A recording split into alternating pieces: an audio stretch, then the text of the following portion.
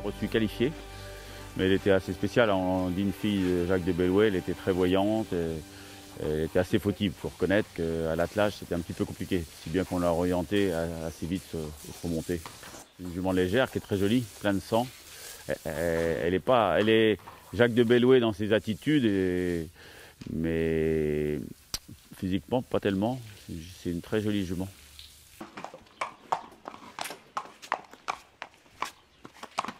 Bah, on a fait tout en progression en fait, hein, parce qu'elle a attaqué les meilleurs l'hiver précédent.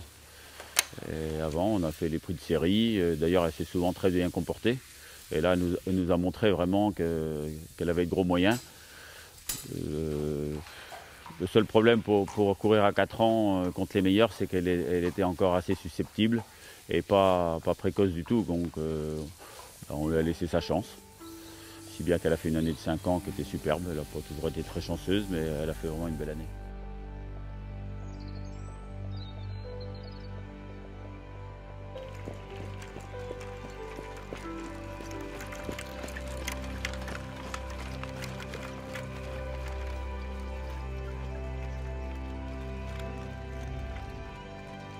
On sent que la jument a beaucoup progressé.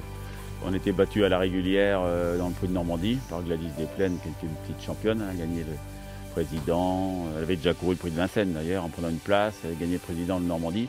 On était battu à la régulière. On a eu beaucoup de regrets une semaine après. On ne devait pas trop courir les élites, mais la jument avait tellement bien récupéré qu'on s'est laissé tenter.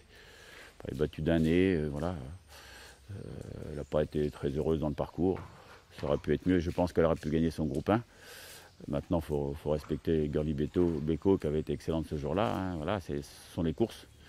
Et puis voilà, après on lui a laissé un peu de repos en ayant déjà le cornilier en point de mire. Vitesse Bleu se rapproche facilement. Billy est là également, alors que Gladys Desplaines est en difficulté, semble-t-il. Étoile de Bruyère qui a longtemps été ménagée se rapproche également en compagnie de la tenante du titre, Maya Keno. C'est maintenant que tout va se jouer dans ce prix de cornilier avec... Maintenant, on y a cru, évidemment, comme vous le dites, parce que quand on voit la jument dans la ligne tournante qui va vraiment très bien, et puis qui s'en va, quand Camille lui met les œillères et tout ça, elle s'en va un peu. Et puis bon, malheureusement, Flamme des Goutiers nous avons un point de mire. C'est vraiment la jument que je redoutais le plus avec sa classe d'attelage. Donc voilà, elle est venue nous battre à la fin sur une pointe de vitesse. Mais la jument, malheureusement, dans la semaine, ça n'a pas été sa meilleure semaine. On a eu des petits soucis. Elle a légèrement toussé, on était un petit peu inquiets. Et d'ailleurs, le lendemain, c'était pas parfait. Donc on a juste ces regrets-là. Mais bon, voilà, elle fait une course magnifique. Mais les derniers mètres, on sentait qu'elle était un petit peu fatiguée. Et elle avait des circonstances atténuantes.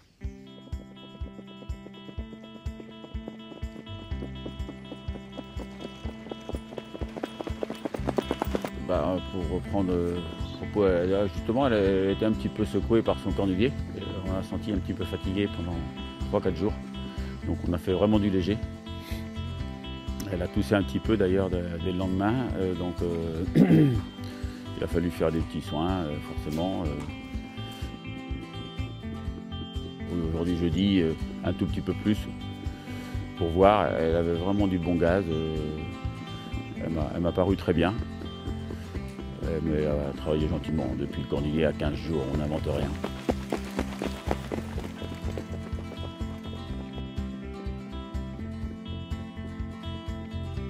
Ce sont toujours un petit peu les mêmes. Il y a peut-être des spécialistes des 2100 plus qu'elle, c'est possible. Maintenant, vous voyez, il y avait un nez entre elle et Étoile des Bruyères. Ils sont tous à respecter, et voilà. Mais bon, elle m'a montré dans le prix des... Elle a beaucoup changé de ce côté-là quand même, parce que dans le prix des élites, et 3 et 10, elle avait été excellente. Voilà, il faut la refaire le même chrono, hein, c'est pratiquement sûr. Maintenant, elle en est capable, donc elle fait partie des meilleurs maintenant. Hein.